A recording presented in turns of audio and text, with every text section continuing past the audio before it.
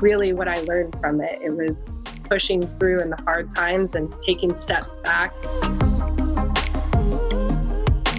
It sounds cliche, but it's always in the details and making sure that you're conscious of that.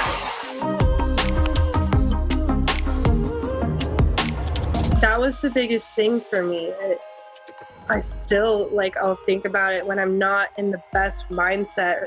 I'll go back to that place of, I was on top. I was on track.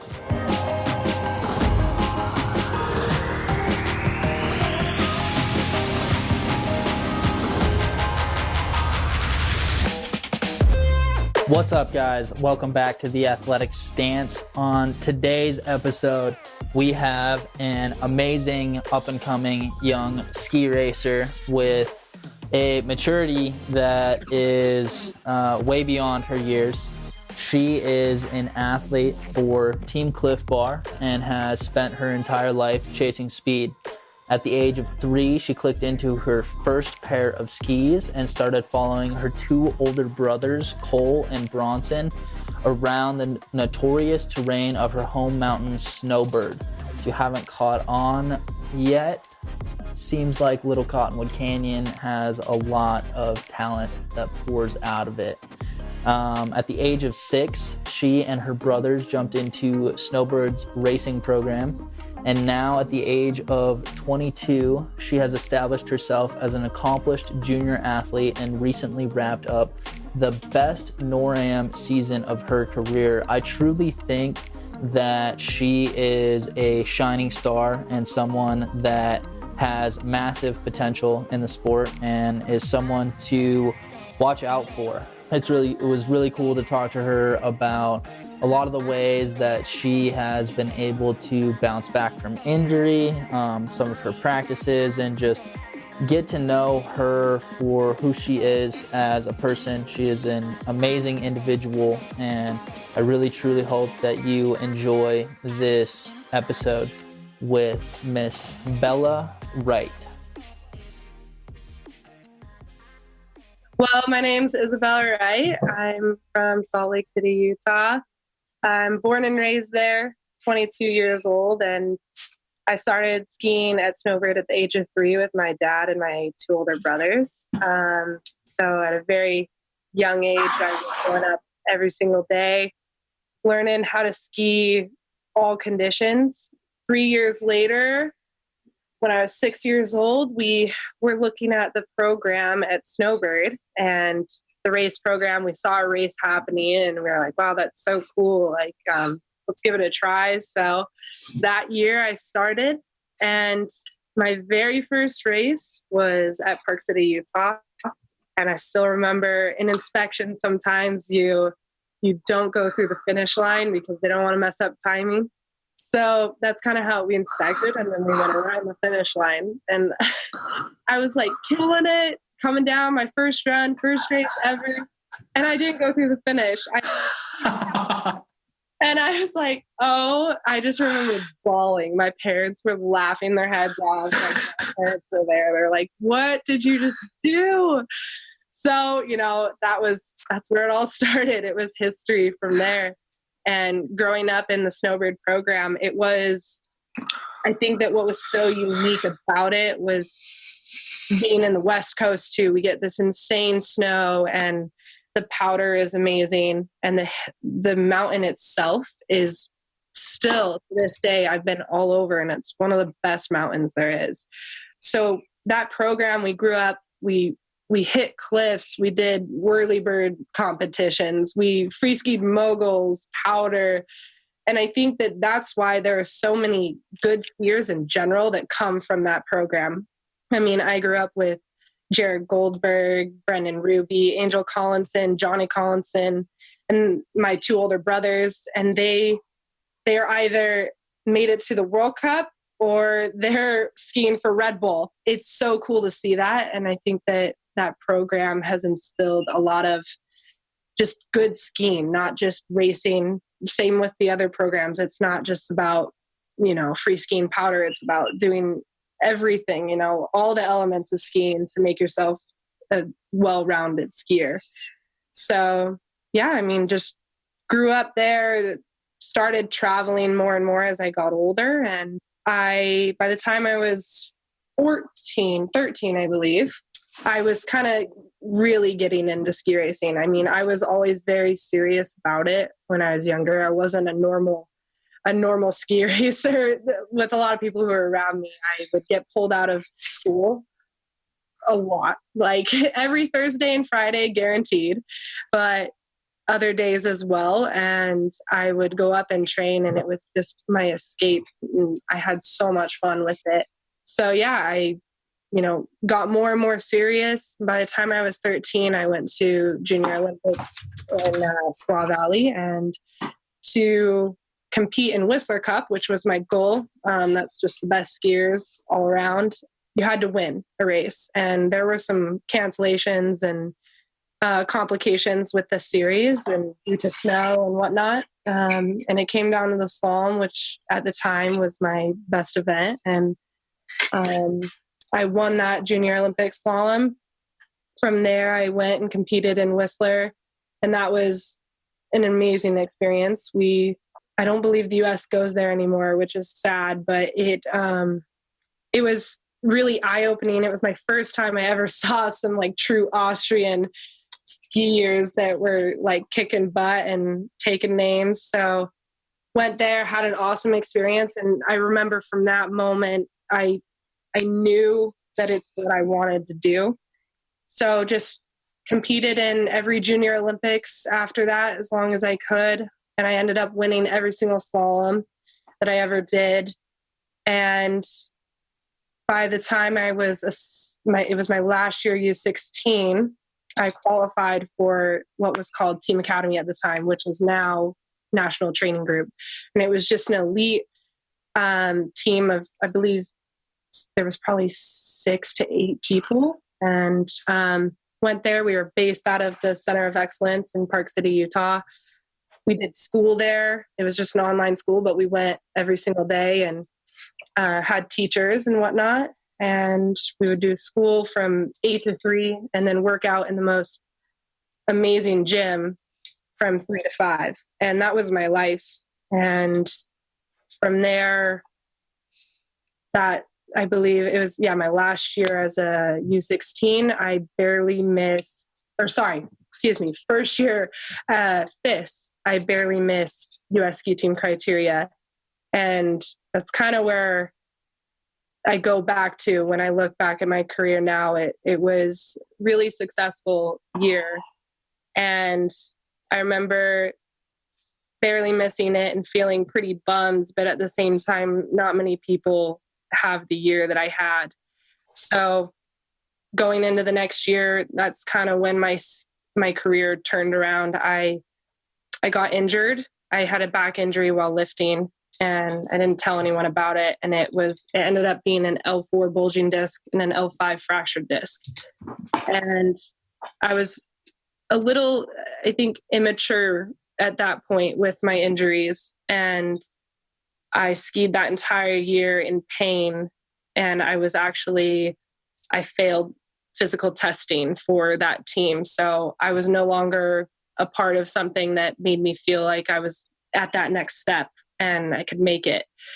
And I was just on my own back at Snowbird skiing for them, and fought through the year, had an okay year, and it wasn't quite what I wanted. And so I went into the next year hoping again for more, and I ended up tearing my ACL in my left knee. And that was a way bigger injury to me. Obviously, I mean, it's the biggest one that we have. It puts you out no matter what for 6 months. And it was a huge learning curve for me, and the biggest lesson I've ever had. But I also think it's the one thing that I needed to get out of the groove that I was in from focusing so much that I didn't make it that year where I would be now if I would have.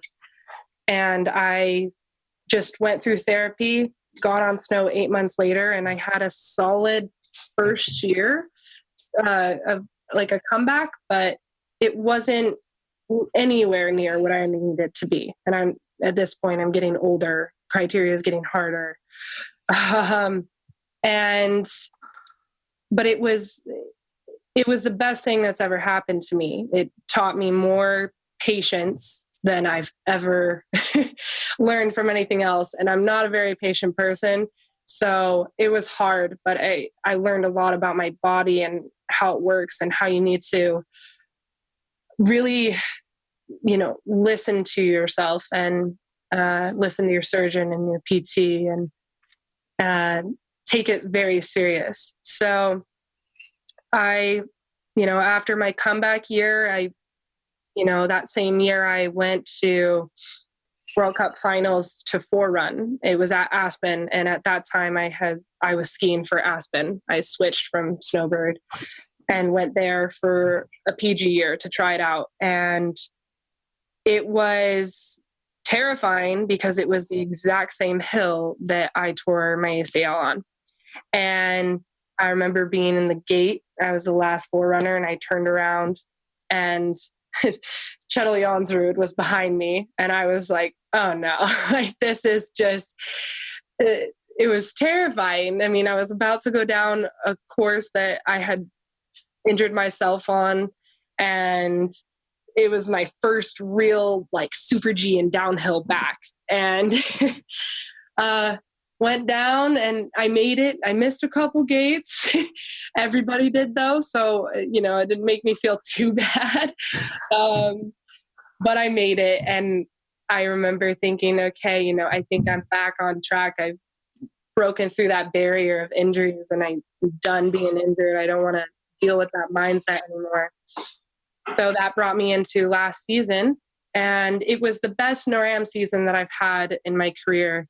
At that point, I had several top 5s in speed, and I qualified for World Junior Championships in Davos, Switzerland. And that was an experience that was, I'll never have it again. It was my last year as a junior. It was my first time ever going to World Juniors. And the experience was amazing to see the amount of countries there and the amount of athletes. And there was a girl from Kenya there. She was the only one. And it was just her. She had this gold helmet with this bright green suit. And she just looked so cool. And it was so fun to be a part of something. It brought me back to Whistler Cup, where it was like, okay, I'm back in an environment where I'm competing against the best athletes in the world at my level. And I was so excited. And I didn't perform how I wanted, had some bad luck with weather and all that, but I left there feeling just happy again that I felt like I made a step forward and I wasn't injured. I was healthy. Everything was good. And that brought me into this year where, again, I hadn't qualified for US ski team. And that's, I think, something that athletes in ski racing, they deal with all the time. And I'm sure in other sports as well, but it's just this got to make criteria. And it puts you in this space where you can't focus on what you're doing. All you're focused on are these numbers that you have zero control over. And I realized, okay, I didn't make it. And this summer, I had the opportunity to speak with Cliff Bar, and my good friend Lila Lapagna she raced for them last year, and she was the only athlete on there.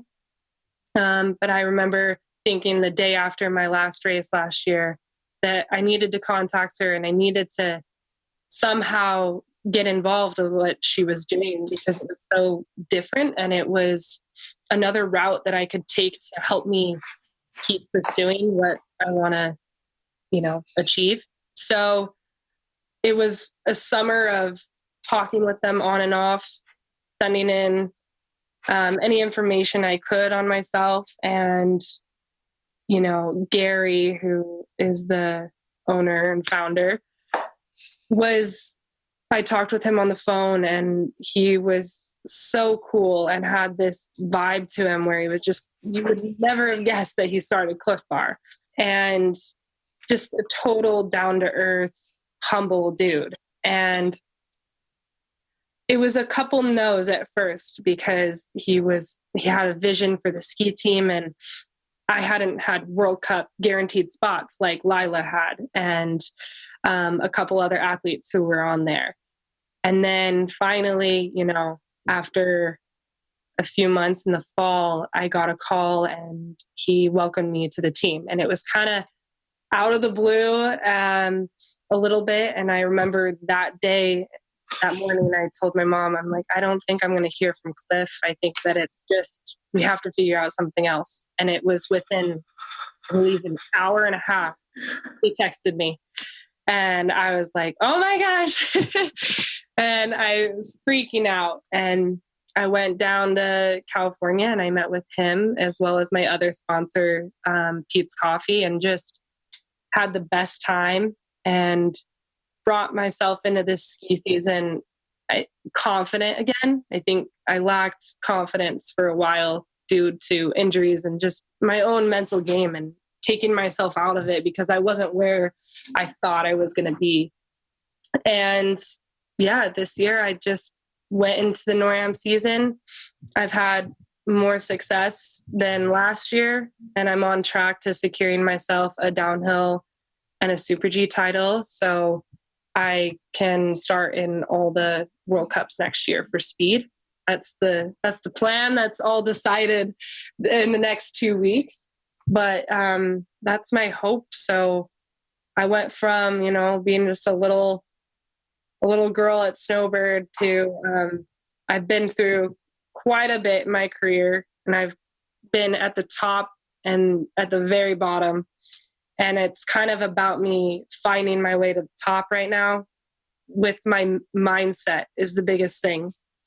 And that's been the game changer this year. That's what's taken me from top 5 to top 3 and to top 2. So whatever it is, it's, it sounds cliche, but they say that, skiing is 95% physical and 5% mental, and the 5% controls the 95%. And it's so true because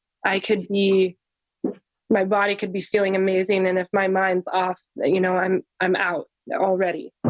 Yep. So that's the biggest thing I've learned is really taking control of that. And that's what's brought me back to, I guess, where I was in the past, but just where I am now. Yeah. I mean, it's been a long one. It's been a lot of experience and had a lot of starts under my belt, but I've had some major injuries that have put me in a not so good place mentally, but that's the name of the game, and relearning, how to get back there that's what it's been all about for me. And it's changing everything in my life, not just skiing. It's just my own happiness in general. Yeah.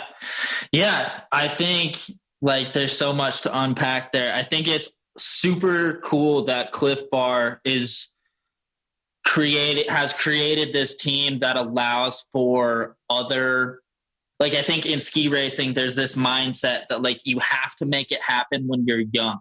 Yeah. And that there is a certain, prime that each athlete has. And I think that there is definitely a level of truth to it.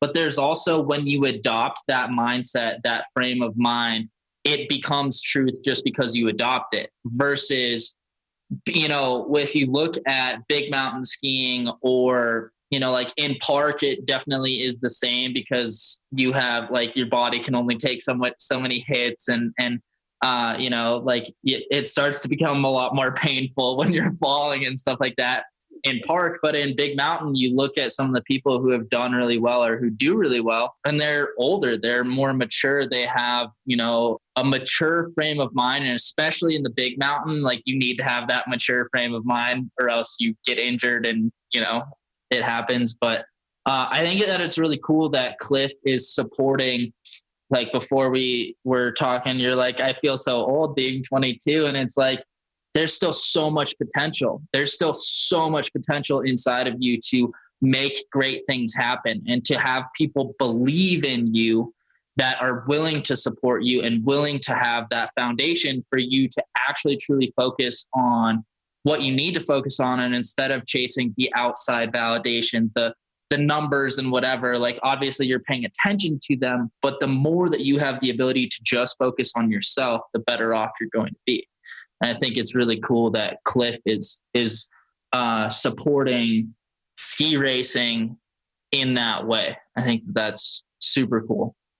I mean, Cliff is they are the first ones to ever do a team like this. It's never happened before to have a company supported team where they help fund athletes. I mean, it doesn't happen. And e-racing is so expensive, and we all know that. But you know, my boyfriend, he's a freestyle skier, and he does slope style, and he has 1 or 2 pairs of skis and 1 pair of boots. And it's still expensive because skiing is expensive in general, but I have, I bring a minimum of 8 pairs of skis with me everywhere, a minimum, and 2 pairs of boots and this and that. And it's just so unaffordable for everyone. I don't care what your money situation is. It's so unaffordable. And that was the biggest thing, was I think to have somebody support you that is not only bigger than yourself and your family, they're huge worldwide. And that was more than anything for me humbling, that they want to do this, but they want to do it for me. And what's awesome about it is you don't feel this immense pressure. They just truly believe in the sport and progression. And that's all they want. They want you to continue to progress. And as long as you're doing that, then they're happy. And that's such a good feeling to have behind you. It's support from, a huge family. And it's been awesome. Yeah, it's been why I've been able to ski. Yeah. Totally.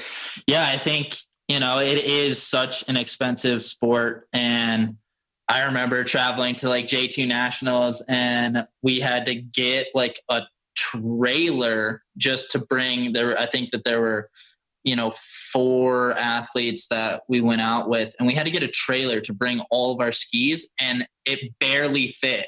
Yeah. And, I think we had, with 4 athletes, we had something like at least 35 pairs of skis, at least. Yeah. Yeah. I did that same thing last year with Aspen. We were driving to Canada, got a trailer, and it was jam-packed to the top. We had speed skis and tech skis with us. So it was just such a pain. And we were going for a fair amount of time because we were going straight from Canada to US Nationals in Sun Valley. So we had to bring a lot of stuff. And the second we leave, within like an hour of the drive, and we had a long drive, our trailer popped a tire, and we stranded there for like 3 hours. And, if we didn't have so much crap, maybe that wouldn't have happened. I don't know. It's funny. You get a lot of looks in the airport. People are like, what could you possibly need all that for? Yeah. Totally. Yeah. And like always bring in your ski boots as a carry-on, because, you can borrow anything else, but you need your ski boots. Like it's like your fingerprint. Yeah. It's so funny. I was on my way to Chile probably like 6 years ago, and I had my boots with me, and I had a like 12 or 14 hour layover in Florida, and I ended up taking my boots to the beach with me. And everyone was like, what are you doing? Who is this guy? But it's not like I had any place to put him, right? So that's awesome. Yeah, I know. And it's always bringing them on the airplane and trying not to whack anyone in the head with them. They're serious weapons. It's like, won't let me bring they have things that you can't bring on the plane, but like ski boots, like that would knock somebody out with them. Oh yeah. Totally. Yeah. Turn around too fast. Someone says you're gonna have an unconscious civilian sitting next to you. Yeah. Yeah. So talking about injury, like injury, I think can be a huge, like you said, it's a huge learning lesson, and it requires a lot of patience, and it requires that you really like ground into who you are as a person and find the things that like the reasons why you're doing what you're doing, because it's really easy when you have that feedback loop of like success, whatever that, you know, the external success. It's like it's really easy to have this feeling of like, oh well, like I'm just gonna keep doing what I'm doing because it feels good, everyone thinks I'm hot shit, like cool, like let's just keep rolling with it. But when you have injuries, it's very testing and trying for the mental state. And like, what are some of the things that you learned besides patience, or how did you find patience? Because like for me, like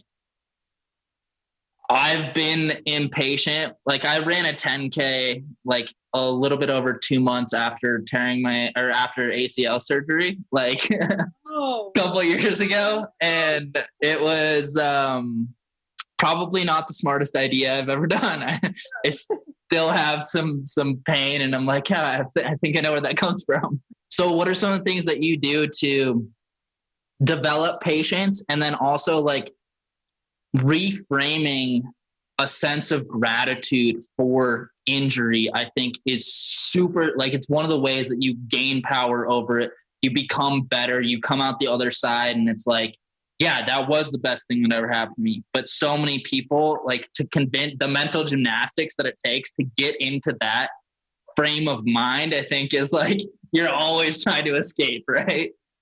Yeah. I mean, I guess the back injury was something very different from the knee, because I could still do a lot, but the back pain it just shut down my legs, and it would shut down everything. And I wasn't smart about that injury. I tried everything I could, but when you have disc stuff like that, the only thing you can do is rest. And I was doing the exact opposite. But for my ACL, I think that, you know, it's terrifying when you come out of surgery and can't see your leg right away because it's just wrapped, and you don't know what is about to happen. It's my first surgery.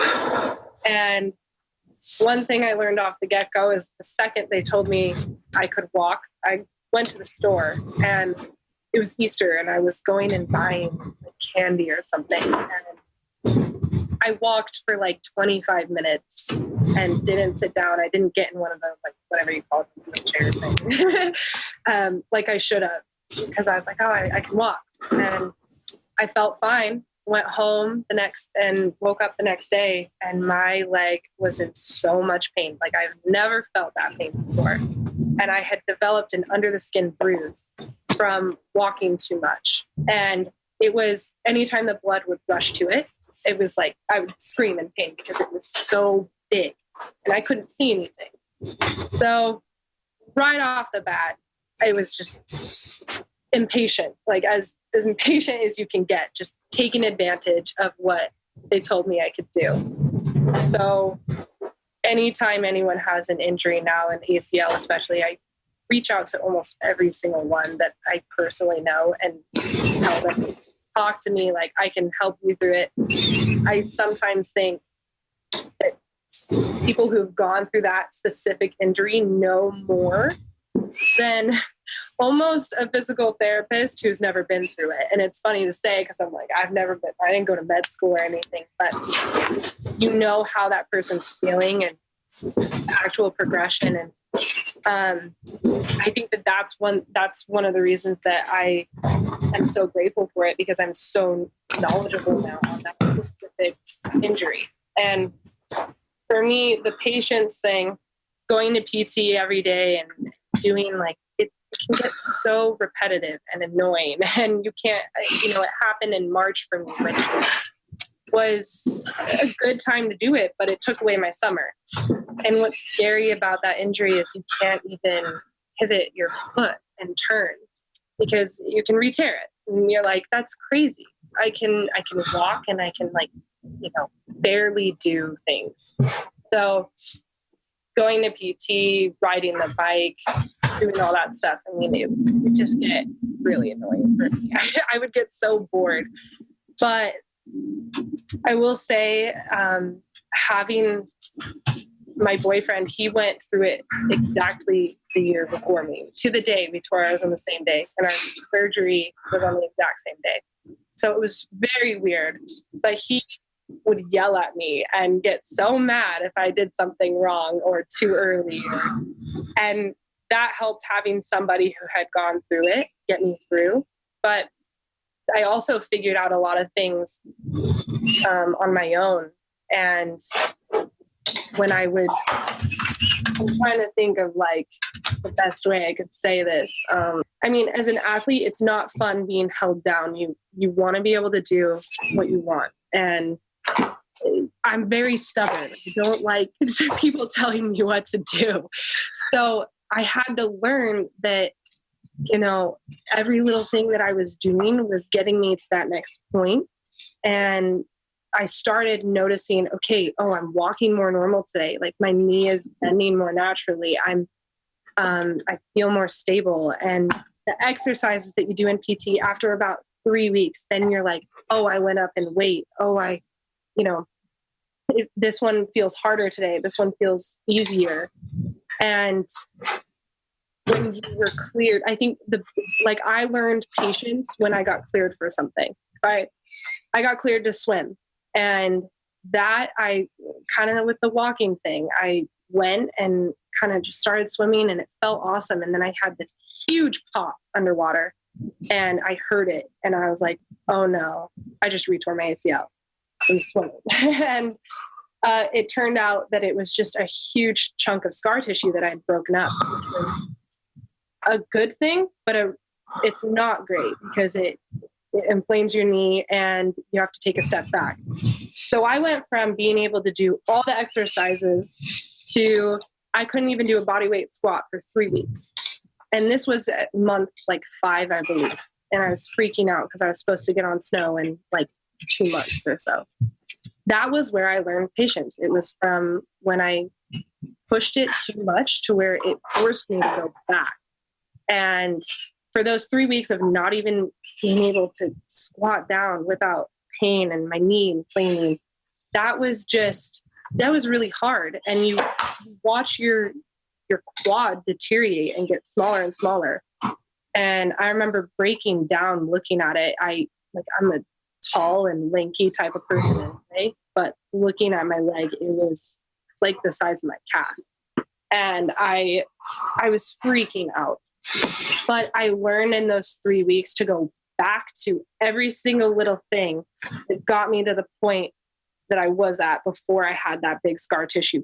I think that's where I learned it. I was like, okay, I'm not going to get anywhere if I just sit here. You have to do the little things, and it's all in the details. And your mindset plays a huge part in that. And overcoming the whole injury thing and getting ahead of it is when I acknowledged the little victories. As soon as I got on skis as well, it was like, no, I'm not winning. No, I'm not fast. And my skiing weird and my form is off. But every single day I noticed something different, and I became more aware of my body through this injury. That's what I knew. I knew exactly the body position that I needed to have before I could get away with, being backseat and countered. But when you're coming back from an ACL, if you're backseat, you'll just re-tear it. You have to be very conscious of your body position at all times, not just while you're skiing, but while you're walking, while you're lifting. It is a science, and you learn so much from that. And I realized okay, do this today. How to turn on your left side, right side was fine, but my left side would be a little off. And it was okay, you have to adjust your hip to this and your shoulders. And it was crazy to me that I started to realize more about my own body mechanics through the injury. And it forced me to be a better skier. I always thought, I'm a good skier. They're fine. And that's really what I learned from it. It was, like pushing through in the hard times and taking steps back. It sounds cliche, but it's always in the details and making sure that you're conscious of that. Yeah. Totally. I think the best athletes in general, and this, like there's always anomalies in any statistical analysis of life in general, but like the best athletes are the ones that are really good at the foundation of the fundamentals of, they're the ones who are willing to take a step back at the beginning of every season to get their fundamentals back and then progress into it. And it's, it's like he said that it was very humbling. And I think humility is a huge part of athletics. And it's this fine balance of confidence in yourself, but humility about it at the same time. I think that's like, it's a fine line, because you need to believe in yourself. You need to believe in your capabilities. And that's, part of the mindset, but not let it become too big, because as soon as it's too big, like the universe will just show you that you're not that big. Yeah. I think, humility is, it's one of the toughest lessons to learn, especially as an athlete that has like innate talent. Yeah, that was the biggest thing for me. I still I'll think about it when I'm not in the best mindset. I'll go back to that place of I was on top. I was on track. And then it was like, if it wasn't for those injuries, but it's not true when I realized like the only reason I am better today is because of those injuries. And when I learned patience from pushing too hard, that I had to go backwards. Now I know not to push too hard, to learn patience. Now I can be patient just by simply knowing that it will work. Yeah, totally. And it's something that you really only learn, kind of like you were saying with the knee surgery, and your ability to not just offer advice, but truly empathize with others is, one of the places where you can really offer. It's like it's a little something extra that like actually allows like a fulfillment in the communication. And I think that it's one of those things that once you experience it, you can like empathize with yourself in the current moment and be like, hey, remember that one time? Like, okay, that can be now as well. Yeah, it brings you back to a good place. Like it definitely, like it brings you back to what you went through, and you can help people not make the mistakes that you did and just make it an easier road for them, because it's hard enough. And, it's such a long injury, and any injury really, it's not fun. It's not fun being taken out of what you love to do, and your body won't let you do it. Just like Lindsey Vonn, retiring, that was the biggest thing for me. I was just crying for her, because what she was saying about, it's not her mindset, it's not her willpower, it's her body won't let her go anymore. And that it's a reality, and she's faced a lot of injuries, but it's a sad reality. It's not every athlete can empathize with that. It's not what we like to go through, and it's sad. Yep. And there's also, like you form an identity around the actions that you do, whether it's your occupation or career, like people are doctors. That's what they do. They fix people. People are ski racers. People are football players.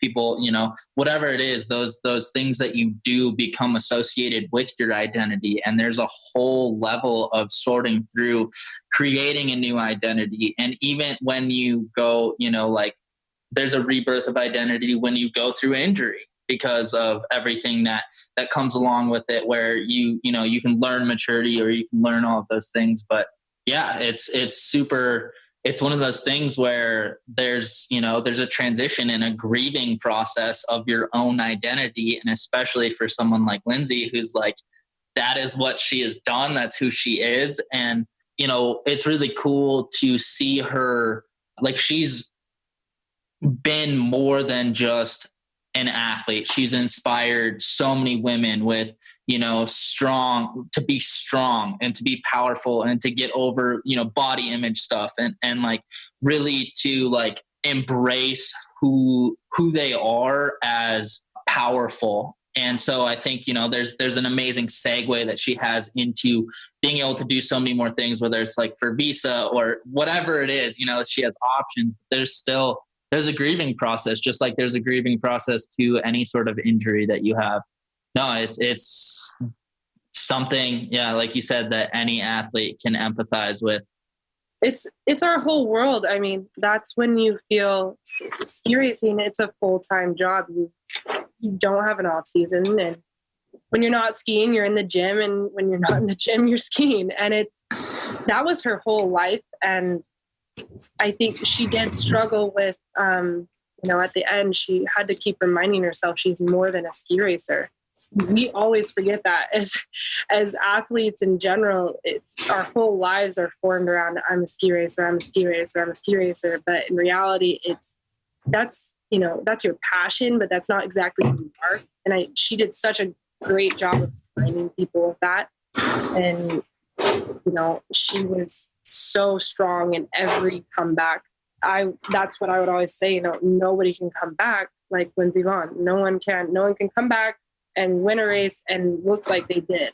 And that's what was so inspiring about her. She really lived up to the never give up phrase. Yeah, she's a huge inspiration for so many people. And I think that it's just a powerful story. Even, there's so many aspects about how her life has unfolded and the resiliency and the ability to be anti-fragile. I was talking to Reese Hahnemann earlier today on a different podcast about the anti-fragile mindset. And we were talking about routines and how, it's this idea of like knowing what you want your optimal routine to be. But then if it gets tossed to the wind, being able to just like roll with it. Yeah. And resiliency and being anti-fragile, I think it's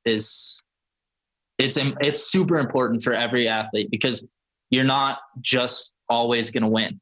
You're just not, Yeah, I know. And that's a hard reality to face for, you know what I mean? It's like, it's what everybody wants, but you have to realize that that's the biggest thing. One of the coolest things I've learned from just watching World Cup skiers is that their mindset is, anyone can go out there in that top 30 and win that day. It's the mindset of that one person that is slightly different than the rest of the field that gets them there. And it's fascinating, like how different everyone's routines are and how, their warm-ups are different. The way they eat, the way they, handle things. They listen to music. They don't listen to music. Like, that's so fascinating that routines can be that different, and it can boil down to, one single race. Yeah, totally. Do you have any specific morning routines or evening routines that you stick to, or, like race day prep? I know like a lot of slope style skiers or big mountain skiers are like, yeah, I try and treat it like it's not any different, because it can affect your mindset. Your brain knows, it's something different. And then it becomes a whole different mindset for competing than it is for training. And then it kind of like disrupts the purpose of training. So I'm not like a very strict routine person. I guess, well, if I were to wake up, I'd wake up, go to the hill, and I would start my warm up there. But I mostly, for me, I have to ski with headphones in, start out my day, and then get some tunes rolling. And that kind of brings me like to a happy place where I'm like, okay, just ski, it's just skiing. And I take warm-up runs, and it's more about going back to my body position for me than anything. And I can prepare all I want physically, but it's that mental. I know when I have it, it's, I don't like to admit it because there's some days, I think everyone feels it though, and we don't always like to admit it, but there's days you wake up and you get on the hill and you're like, something's off. Like, it's just not, I have a feeling today is not my day. And you don't want to think like that. You want to think very positive, but there's always a switch in my mind. Like, I know when I'm on it. And if I go out of the gate aggressive, then that's a good day for me. And it's more just the events leading up it can be anything. I don't have to have the same breakfast or the same dinner or, do the same core warm up. I'm not like that. I have to listen to like whatever my body is telling me. So yeah, I mean, I'll go in, people are doing like exactly 12 push-ups and sit-ups and, doing all that. And I'll do whatever I want to do that day. Yeah, not a very, I go with the flow. Yeah, totally. I think, when you have too rigid of a mindset, you become super fragile, because what if you can't get the specific oatmeal you want in the morning, especially like travel is such a big thing for skiing, and you go to Europe and you're like bread, meat, cheese, like that's what you're eating, right? It's like, that's one thing. I love Europe, but after a while, oh my gosh, I need to go back to America and get some like good potatoes and like, yeah, it's interesting because seeing all the different routines and how people prepare. I mean, I know so many people who have to do the exact same thing. For me, I guess the only thing that I can think of superstitious wise is I have to wear my Bryce necky underneath like my big necky. So I wear two neckies, and it's a Bryce Astle necky who passed away in an avalanche. He was my teammate. So I have to wear that every single day. And also my left side is like my good side. And most people, I feel like everything's on the left for me. So I have to have my ski with the sticker on it. So stupid. Ski shop has to be on my left ski for my first run every single time, no matter what. And like, yeah, I mean, there's a couple superstitious things like that for me, but for the most part, I like going in with just this mindset of you ski well, you're going to be fast. And I learned that the past 2 years from my coach at Aspen, Austin Nevins. He was like, you can think all you want and say, I want to win. But in reality, you have to go back to good fundamental basics skiing, and then you'll be fast. So trusting that when you go back to your foundation, that's what's going to get you to the top of the leaderboard, and not just like you wanting it and you being all over the place. Yeah, totally. I remember one of my big issues when I was probably like 13, probably 12 through 16, something like that, was trying to go out of the gate too hard. I would go out at 110%, and then all of a sudden, like 5 gates later, I'm out of the course, and I'm like, what happened? Like, take it back just a little bit, and you'll be just fine. But, oh, that's hilarious. I've definitely dealt with that. I think everybody has at some point, but I also think that that's a way better situation to be in than just coasting your way through every single run. Going out with a mindset of like, I'm either, like the Bodie Miller mindset, I'm going to win or I'm going to go out. That's it.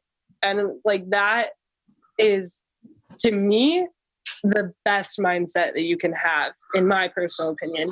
For me, that's how it works. I mean, I go down and cruise down. It's like, great, I cruised, but it didn't make me better. I just stayed where I was. I'm like plateaued. Yeah, totally. I think there's like that healthy balance of finding like where the red line is and how much you can pin it, and constantly pushing the barrier, as much as you can. Because I was never satisfied with, like just making it down. Yeah. It's like, there were times where I'm like, cool, I made the flip because I was, new on the fists. So, yeah. Yeah. Yeah, like that flip is like, I mean, you made flip and then second run, you're in a really good position to move up into the top, whatever you want. But I think that finding that fine line comes from your training. I think that we get too comfortable in training, and I do it too a lot, where it's like, I'm just cruising down, just feeling good. But that's where your race prep obviously has to come from. And pushing it in training, being on that line and being borderline, like going to blow out, that's the place to learn exactly how far you can go. So when you go into race day, you don't have any situation where you can't control. Like you're in control, what you need to do, and how hard you can push it. And that, I mean, I still slap in the face. Like it's still, it doesn't, I don't have it down, but it's something I'm more conscious of. And I think a lot of people are more conscious of. Yeah, I think that it's one of those things that, just like you said, it's about meeting yourself in the moment of where you're at that day and finding like that perfect zone for that day. Each gear in a, manual shift car, if you're, if you're trying to hit the perfect power zone, each gear has a different shift point.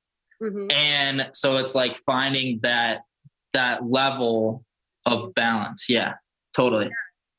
Yeah, I've learned a lot from that. My dad was a professional street bike racer, and he never ski raced, but he can apply a lot of that to ski racing in general, and not only just for your mindset, but physics wise. And it's crazy how hand in hand it goes, and how you do have gears in your body, and you need to shift down and up, and your line and where you put your pressure.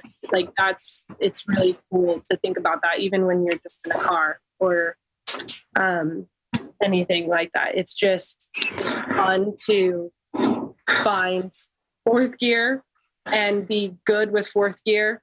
And, I think that that's something that everybody needs to, like, I grew up dirt biking, and that has helped me a lot with,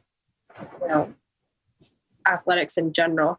And I think that it's something that's so cool to look to and realize, okay, I'm going to kick out of the start and go 100%. But at the same time, there are points in a course where you do need to hold back, or you do need to, chuck a little speed to make it and get down and do what you need to do.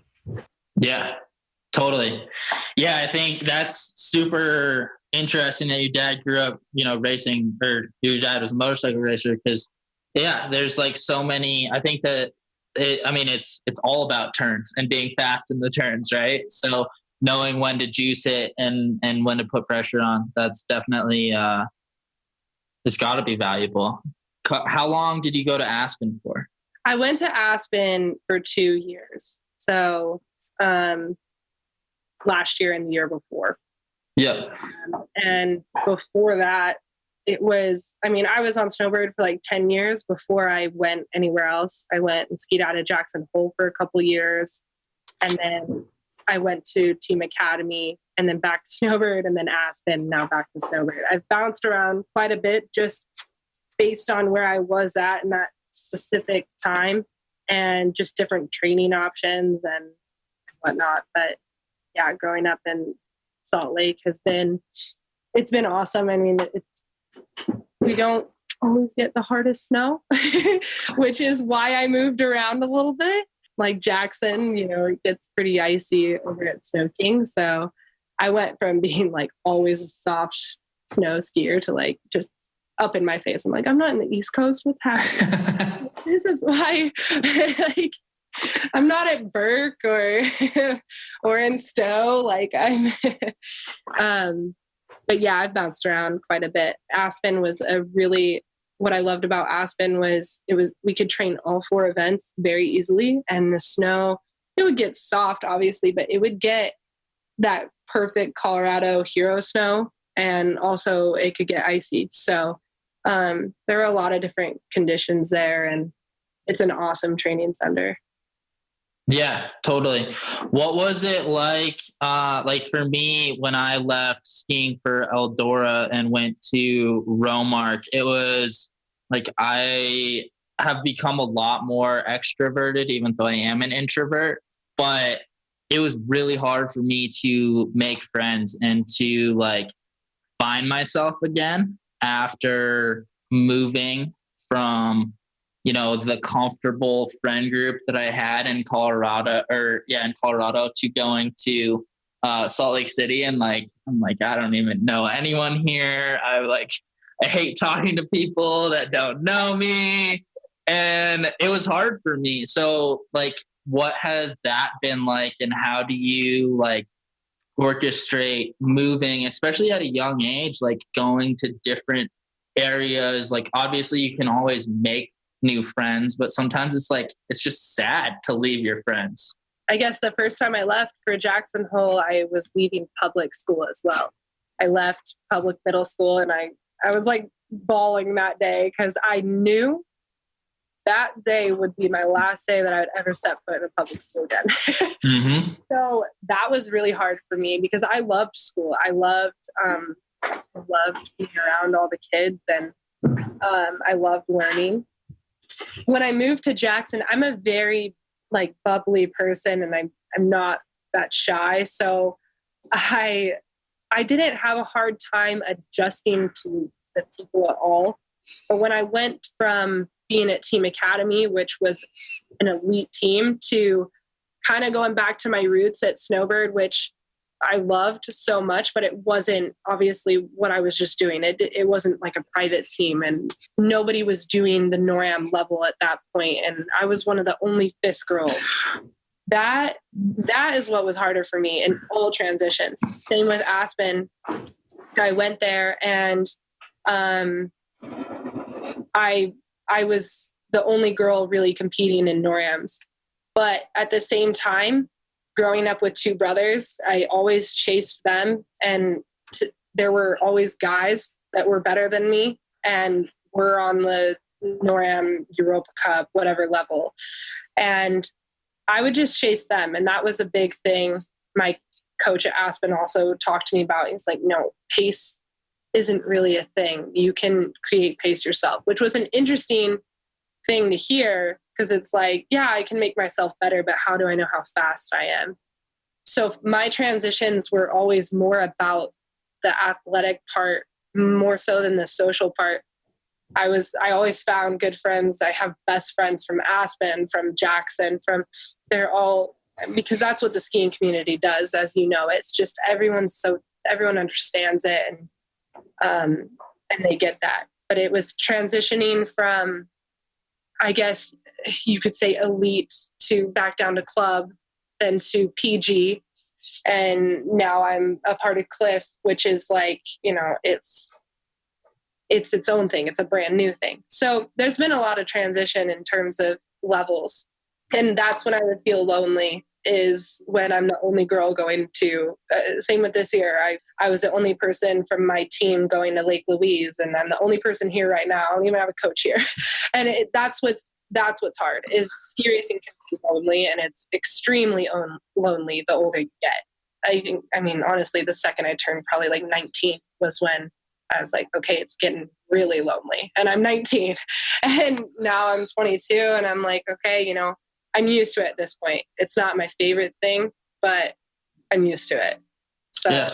That's the hardest thing for me, is support and dealing with being on your own all the time, and different, constantly having different relationships, and not seeing people for years that you're good friends with because they don't do what you do anymore.